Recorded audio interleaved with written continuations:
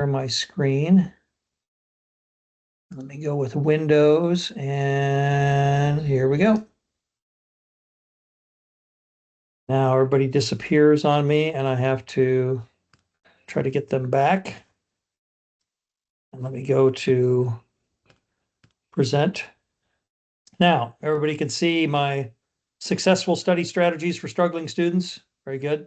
I have packaged this stuff together. If I ever go around and do a talk on study strategies, this is the stuff I cover. Some of the stuff is related to what we've talked about in here, but there's some new stuff, and this will be the day we spend on that. So, okay, so I've used this analogy before between dieting and learning. Mary, you're smiling. You've seen this one before, right? No? Um, so I hope I'm not unintentionally like communicating that uh, people should be dieting or exercising like that. Don't let me communicate like that. I'm just what I'm trying to do here is draw an analogy in terms of with the goal of dieting.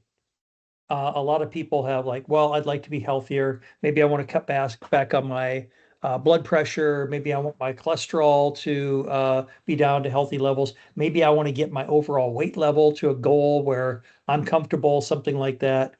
And then learning is similar in the sense that that's goal driven, right? We want to learn enough to pass our driver's license exam. We want to do well enough if we're studying for the bar exam. We want to do well enough to pass a particular course, something like that. Maybe it's a book club. I want to do well enough where the people in my book club don't kick me out because I think I don't read it when I actually do. So so let me kind of continue with this analogy.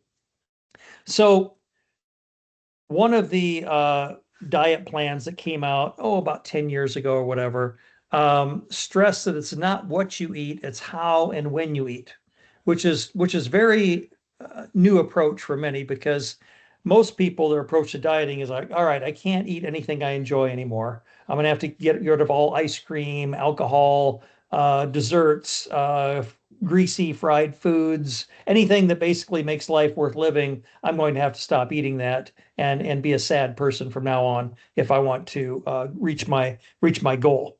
Um, but this approach said it's not exactly what you're choosing to eat, but rather it's how and when you eat. And let me go further here. The analogy I'd like to draw today is it's not particularly what you study, but it's how and when you study that's important. It's how and when you study. A lot of times our approaches to learning how to become a better learner is like, oh, well, I need to make sure I'm reading the material. I need to make sure I'm taking good notes, stuff like that. But we know in terms of what the Bjorks discussed, in terms of availability versus accessibility of memory, when we're exposed to information, it's available. There's really good evidence out there that we store most of what we sense as humans. It's in there. Now the key is, can we get it back out? Can we find the right retrieval cues to get it back out? So it's not so much like, am I putting information into long-term memory? And go back to that Atkinson and Schifrin 1968 model. It's not so much that I need to sense it, perceive it, attend to it, rehearse it, keep it alive in short-term memory, and then maybe if I'm lucky enough, it goes into long-term memory, and then maybe if I'm lucky enough, I get it back out. We focus too much on trying to get information into long-term memory. Here's a spoiler alert for you. It's in there. It's in there. In fact, everything I'm telling you tonight, everything from the quiz, things like that, that's in your long-term memory now. Whether you can tell somebody about it tomorrow, or a week from now, or a year from now, that's going to depend on how you stored it, whether you can retrieve it back out. So here's for the dieting part. Did you eat at a level 3? Well, what's a level 3? Well, there's supposedly 4 levels of hunger. Level 4 hungry is like, oh my God, I haven't eaten for like, 12 hours or whatever. I am famished. Give me anything. I'll wolf it down, right? Level 1 is I'm not really that hungry. I'm just kind of bored. I think maybe I'll walk into the kitchen, open up the pantry, open up the fridge, and see if anything sounds good. That's actually the worst way to eat, right? When you're just filling a need for boredom. And then level two is you might be a little hungry, but you can pretty much get by without eating.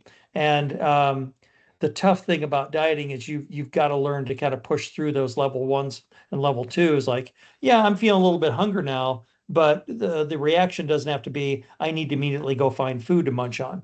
I think I'll wait till I'm at a level three, which is I'm pretty hungry, right? I'm not uncomfortably hungry, but I'm pretty hungry. So you can see here that when you eat is important. You're not supposed to eat when you're already full or just bored. And you're not supposed to eat when you get to the point of hunger where there's no way you could practice any good eating habits because you are absolutely famished and you're going to inhale that food as fast as you possibly can. Do you take 10, 5, 10 to eat? And that basically means eat for 10 minutes, take a 5-minute break, and then eat for another 10 minutes. That's a good system. That's a good way to space it out. You're putting spacing in there. And what that does supposedly is if you eat for 10 minutes and wait for 5, your stomach is actually able to digest some food and you might not feel as hungry then for the second 10. You might not eat as much if you take a little break. Whereas a lot of us just eat as fast as we possibly can. Another bad habit Americans have is we're usually in a hurry. All right, I'm going to take my lunch at my desk and I'm going to try to eat it as fast as possible because I got a lot of work to do. So I'm going to try to. I used to stand in the kitchen while I was making my kids' lunches when they were in school, and I would eat my breakfast while I was making their lunches. Terrible, terrible way to eat because I'm trying to inhale as fast as I can. Um, but studying is similar, right? You got the spacing. So you want to study for a while, wait until your retrieval strength is weakened somewhat, so you don't have that feeling of fluency, and then come back to it. You're getting a lot more out of it. Eating is similar. You want to take a break. You want to take a break, see if things changes, and then maybe you're not eating in an unhealthy way for that second 10 minutes. Hard to do when you're out to lunch with somebody. Say, hey, what are you doing? Are you not going to eat the rest of your food? No, I'm just practicing good dieting skills. That's tough to do. Did you chew slowly? Right? Remember, this is when and how you eat. So yeah, the when you eat is I want to make sure I'm relatively hungry. I want to make sure I space things out, not eat too fast. Are you chewing slowly?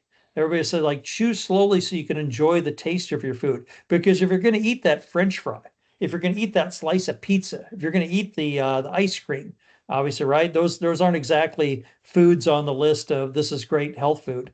If you're going to have that food, you might as well enjoy it. Don't inhale it. Don't eat your ice cream real fast where you get a brain freeze. You're not enjoying the taste. So eating slowly also gives your body a chance to say, "Hey, you know what? I think I'm getting kind of satiated here, kind of full. Maybe I don't need to have another scoop of ice cream. Maybe I don't need to eat a second pizza." Did you put your fork down between bites? That's a good way to do things. Take a bite, and instead of just keeping the shovel in your hand at all time and having a circular motion, set it down. Chew your food slowly, enjoy it, think about it, and then go back to another bite. But take your time while you eat. So remember, going back to it's not so much what you eat, it's how and when. Studying is similar. It's not so much what, it's how and when. Are you retrieving rather than studying? So that's the how of learning rather than the what. So if you are going to spend time studying for a test tomorrow, are you spending your time on something that's going to pay off? Are you quizzing yourself? Did you write out some flashcards, or did you and your teammates write out possible quiz items and you're testing each other as opposed to, and 90% of all high school and college students, their number one study strategy is I looked over the readings. I looked over my notes. Oh, what are you going to do when you study a second time? I'm going to look over my notes. I might read through the readings some more. I might look at the highlights and the underline, which is a relatively ineffective way to study. Did you wait long enough between retrievals? Did you wait until you don't have that feeling of fluency where you feel like you know it all? Did you wait long enough where like, oh gosh, this is uncomfortable. I've got a test coming up in a few days. And when I came back to study it, I thought I knew it real well. I guess I don't really know it. And can I deal with that negative emotion? Okay, so things to think about there. So study strategies that have been proven to work. All right, so I want to talk about a few of these. There's elaboration, and I'll demonstrate that. So elaboration. Suppose I gave you this proposition. I was going to give you 5 minutes to study these words, these 10 words. And I was going to wait 30 minutes. You weren't able to take any notes. And during those 30 minutes, you had to put on some headphones and listen to music or whatever. And then I was going to give you a piece of paper and I would give you $100 for every word that you recalled. Now, I've had this slide for at least 35 years, and I still think the $100 is a good incentive, right? Because you could make $1,000 if you recalled every word. What strategies might you use during that 5 minutes? And don't say elaboration, because that's the best one. Hey, I lost everybody. Did I lose my slide? Did I stop sharing? Can you still see what I'm sharing? Okay. Everybody went blank there for a minute. Sorry. Okay. Okay. So, all right. Well, let's talk about a couple of different ways. Let's suppose we divide everybody up into two groups, and one group, their strategy is going to be counting the number of E's in each word. Counting the number of E's in each word. So you can see here a little example. Canine has 1 E, literature has 2 E's, and so on. So you go through and you spend your time counting the number of E's in each word. Now you might be thinking, what are you doing, Dan? That's a terrible strategy. Well, if you think about it, that's about as deep of a strategy as looking at your notes over and over and over again. And that's something that's called a shallow level of processing, because counting the number of E's doesn't really involve much, doesn't really take much. Looking at these words over and over again, canine, literature, death, flower, let me see if I can somehow memorize those. That's a very shallow level of processing. And when I mean shallow, basically what I'm saying is you're not making any attempts to connect that information in a useful way so you might be able to retrieve it later on. Unfortunately, that's what most students do. They use a very shallow level of processing, and then they wonder, why did I do poorly? Let's suppose another group, the second group, we rate each word on a 3-point pleasantness rating scale. 1 pleasant, 2 neutral, 3 unpleasant. Now, supposedly this is a little deeper level of processing each word, because you're doing something in addition to just looking at the word or saying it to yourself over and over again. Let's see. Let me see if I can just pick out a volunteer at random here. Desiree, can you unmute? I know this is very uncomfortable. Oh my God, the instructor's calling on me, but this is the advantage of having a synchronous online class. Desiree, when you look at the word canine, what rating would you give? Pleasant. So, Pleasant. yeah. You give it a 1. Yeah. Okay. And let me ask you, what did you think about when you thought about what rating you would give canine? My pet. Your pet? What kind of pet do you Yeah. have? I have a Jack Russell Terrier. What's his or her name? His name is King. King. Okay. Look what all she did in terms of rating pleasantness of canine. There's not a feeling that, yep, that's got 1 E, or I looked at the word canine and tried to remember it, but she had to think of King, her Jack Russell Terrier, and also associated some emotion with that. King must make you happy. King must bring you some joy, right? Some dogs Most don't of do the that, time. but most do. Most of the time. Most of the time, yeah, yeah, yeah. When they make a mess on the floor, it's less so. So going through and rating each word on a pleasantness scale, you're doing something here that's different than counting E's or just looking at information over again. And that's a process called, and obviously the latter group would recall more words, and there's been experiments when we've randomly assigned people those two conditions. Counting E's isn't as deep as rating pleasantness, But this technique is called elaboration. And elaboration is a very, very simple concept. It simply involves taking information that you're trying to learn and connecting it to information that you already have in memory. So canine, yep, if I'm rating that, I've got to think of all the dogs I've had in the past and maybe my current dogs. We have two dogs right now, Reggie and Archie, and they might come running since I said their name. Um, but I've got to think about, well, gosh, yeah, that's pretty positive. I would rate them a 1. Then when I go to recall that information later on, I'm not just simply searching in memory for what was that one word? Gosh, maybe it started with a C or something. That's the best I have. I'm thinking, well, I thought about Archie, my Shih Tzu dog. Um, that must have been, the word dog, or maybe it was canine, something like that. So it gives you more retrieval paths to get to that information. And really the stuff that I'm talking about today is improving retrieval strength by increasing the number of connections that you have for that to be learned or to be remembered material. Okay, let's see if elaboration involves deeper processing than rehearsal. When we say deeper, it means making more connections. You know by now, and if you've taken Dr. Tomerdal's classes, you know that the brain basically stores information, but that information is stored in isolation. It's connected. It's connected through a web where words are connected to each other. And retrieval of one piece of information makes it more likely that you will be retrieving related information or connected information. So the best way to retrieve information is to try to remember other things that might activate that particular memory. And if that memory is well connected, you're going to be more likely to remember it. All right. So let's put elaboration to the test. I've given you individual words. Now let me give you a list of facts. And I got to give you another warning up front.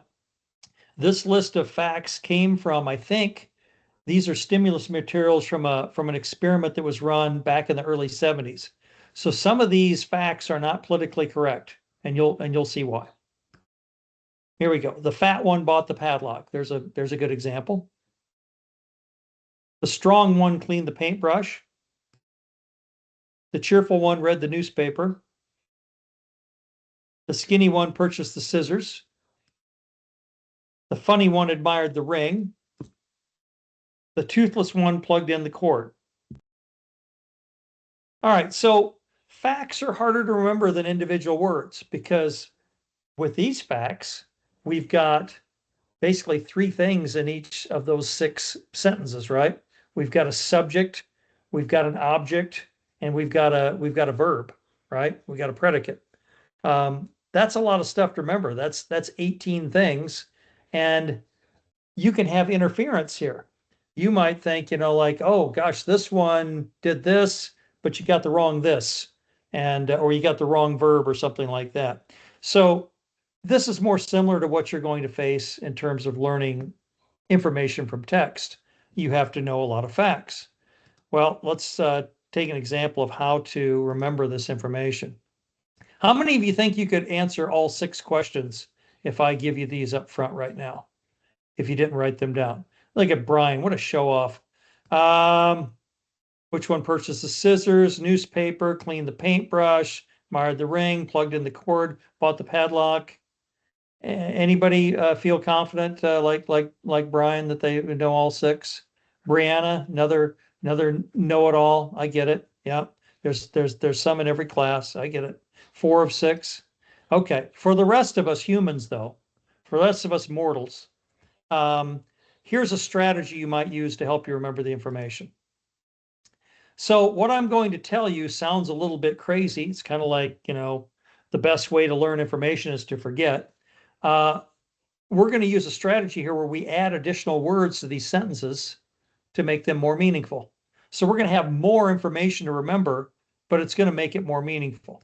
So let's start off with that first one. The fat one bought the padlock, and we'll add some information there to see if we can make it more meaningful. See if we can make it make sense. to place on the refrigerator door. So the fat one bought the padlock to place on the refrigerator door. So what I'm saying right now is it's easier to remember a longer sentence. The fat one bought the padlock to place on the refrigerator door than it is to remember a simple statement like the fat one bought the padlock. Here's another one. The strong one cleaned the paintbrush used to paint the barbells. The cheerful one read the newspaper announcing that he had won the lottery. The skinny one purchased the scissors to use when taking in her pants. The funny one admired the ring that squirted water. The toothless one plugged in the cord on the food blender. All right, so when you're taking notes, when you have information that doesn't really do much for you in terms of meaningfulness, elaboration is a strategy where you can try to add information there to make it more meaningful. You can try to relate it to something you already know. You can give personal examples, things like that. Lots of examples of how to use elaboration, but it's adding excess information in order to create more retrieval paths. Let's quiz ourselves now, see if you know these. Which one purchased the scissors? Skinny one. Which one read the newspaper? Cheerful one. Which one cleaned the paintbrush? Strong one. Which one admired the ring? Funny one. Which one plugged in the cord? Toothless one. Which one bought the padlock? The fat one. Okay. So what we've done here is made this information more meaningful. And I would imagine for all of you, when we added that additional information to each of those sentences, you were able to do one thing much easier than you were before. And that is you were able to create a visual image and actually picture that information. For example, the strong one painting with the paintbrush painting the barbells, right? The squirting ring of water.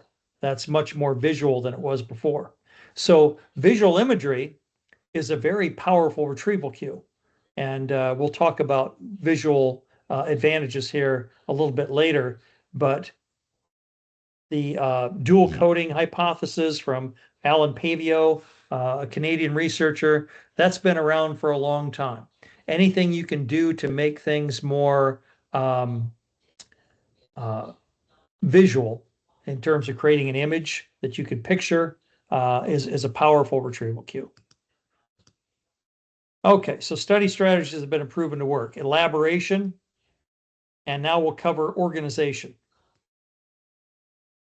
So imagine another challenge here. 5 minutes to study the following list of words.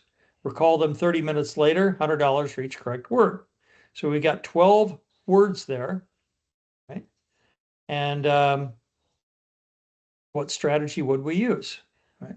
So I'm going to tell you that the best strategy to remember those 12 words is to add 3 additional words to this set of stimuli here. Let's organize the information this way.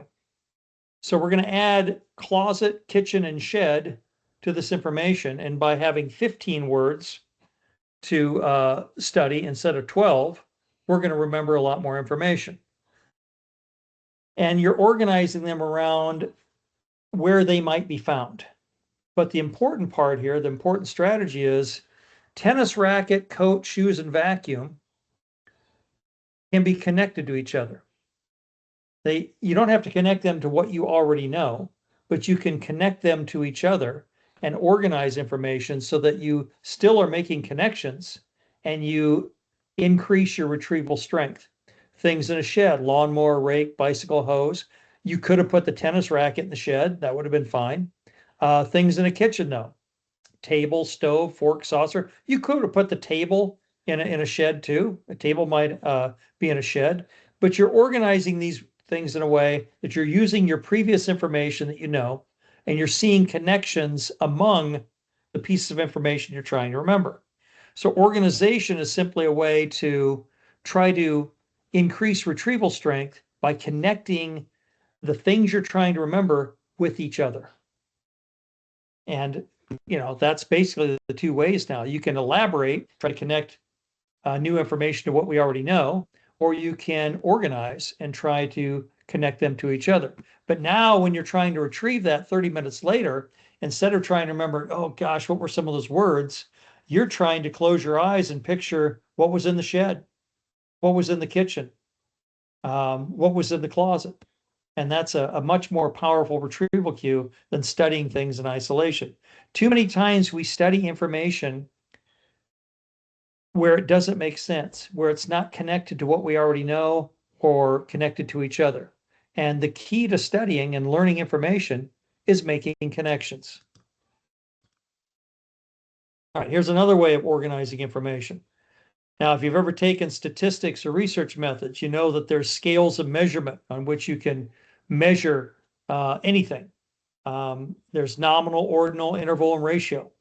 And for every set of notes you might have for concepts that are being presented, you might have a definition of the concept, and you might have examples.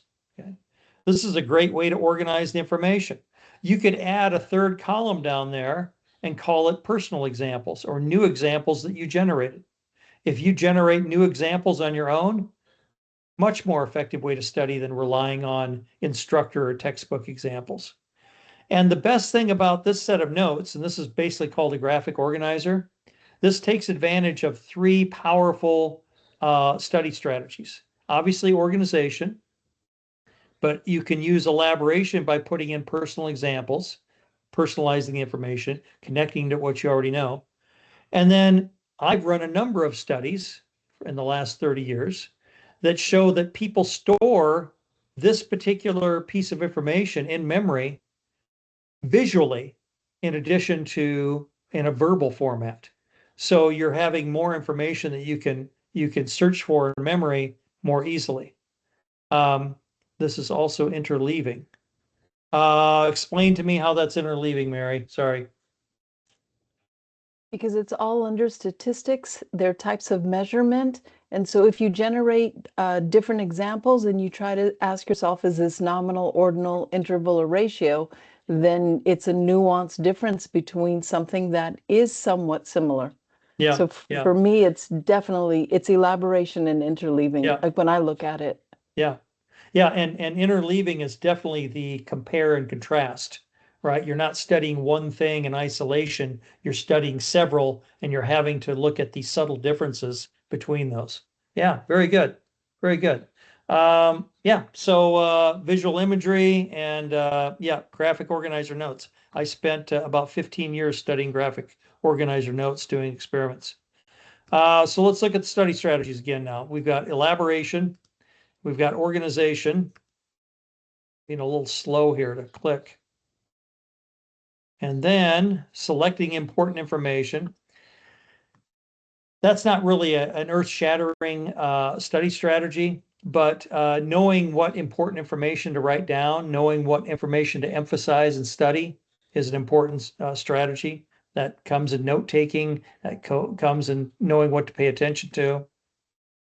And then contextual cues. We haven't studied contextual cues yet, have we? Let's talk a little bit about contextual cues. So, Godden Badley, and this is Alan Badley, who British researcher, British psychologist, who studied memory for many years in the 60s and 70s. Their study in 1975 had persons learn lists of words on either the beach or beneath 15 feet of water wearing scuba gear, and then recall either on the beach or underwater again. Now, why would somebody do such a goofy experiment? When would students ever be required to remember or learn information underwater? Well, what Badley found was the environment in which you acquire information is also the best environment in which to retrieve that information. That's because we have these things called contextual cues, which are all the information that we're sensing at the time when we're acquiring new information. So right now, you might be learning about the the concept of contextual cues right now for the very first time. But you're not just taking in contextual cues. You might be staring at a Teams window where you're seeing a whole bunch of pictures of your classmates.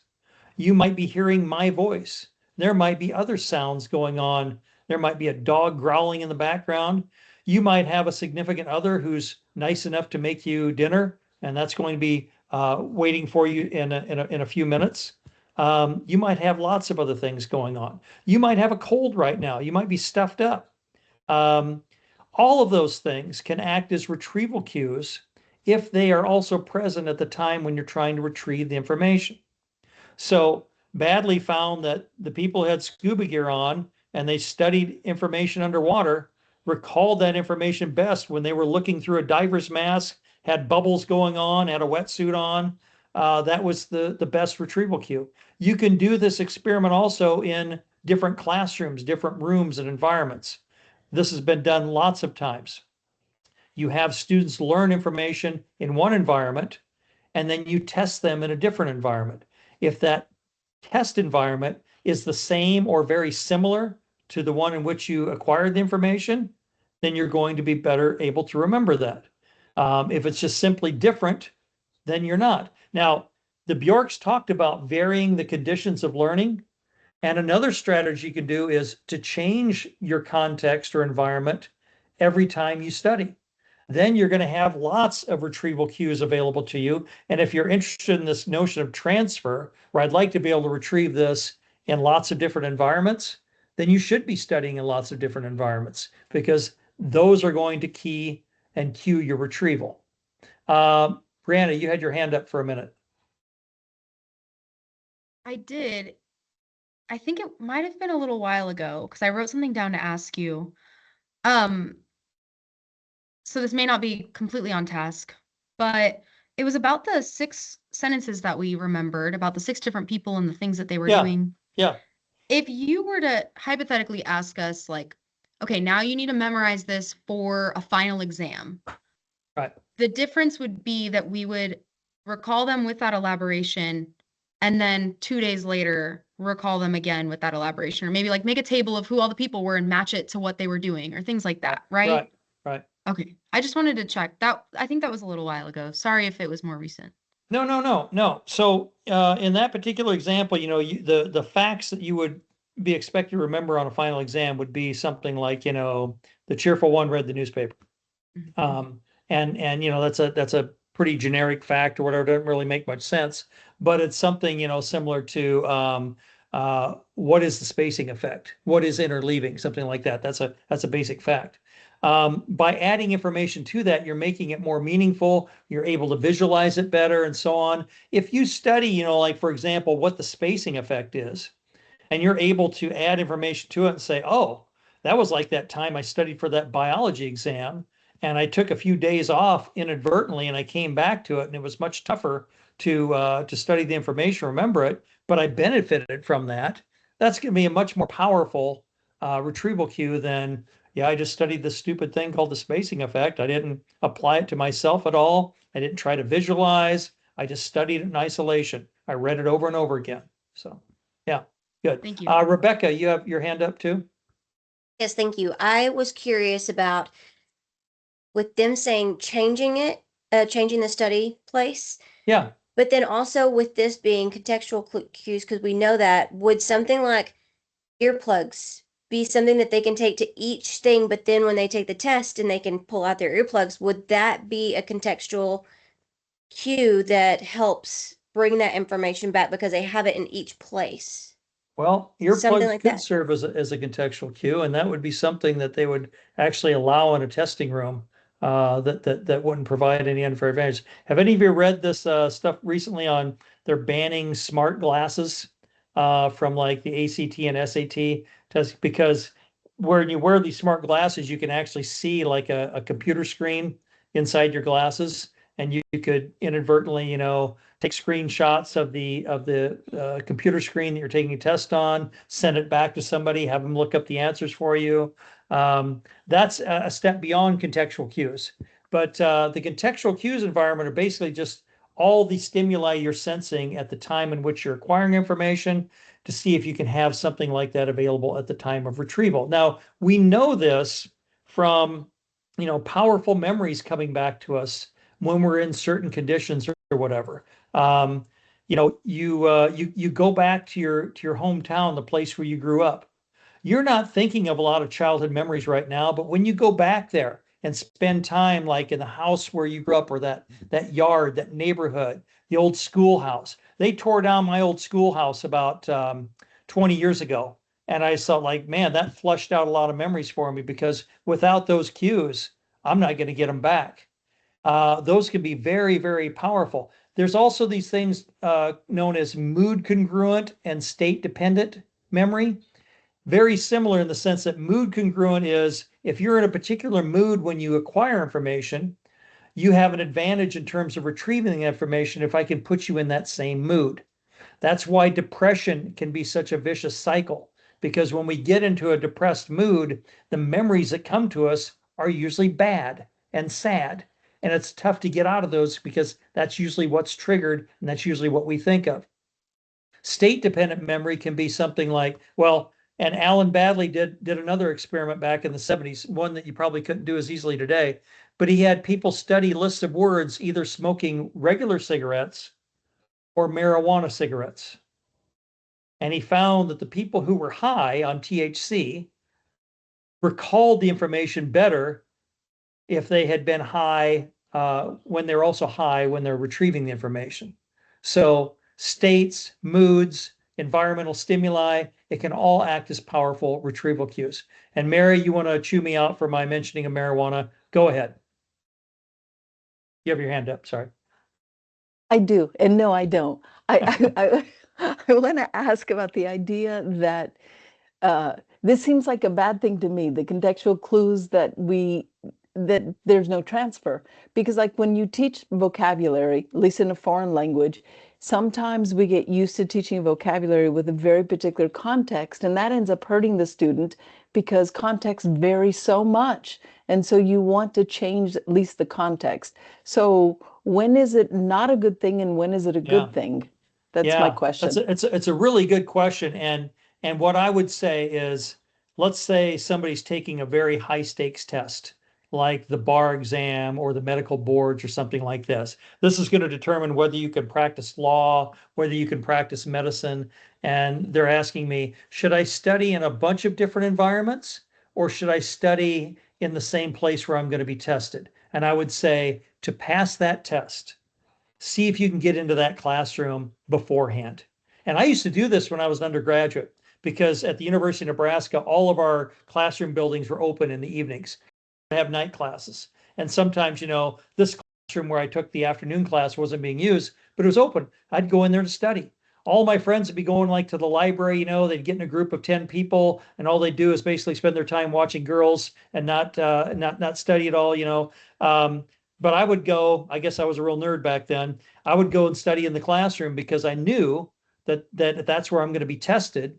That would be the best place. Now, if I wanted to remember that information past that semester, probably not such a great strategy. So you have to think about, am I in a high stakes test where I absolutely need to do my best performance, or do I care about knowing this stuff beyond the classroom? And if you care about knowing it beyond the classroom, you should vary those contexts.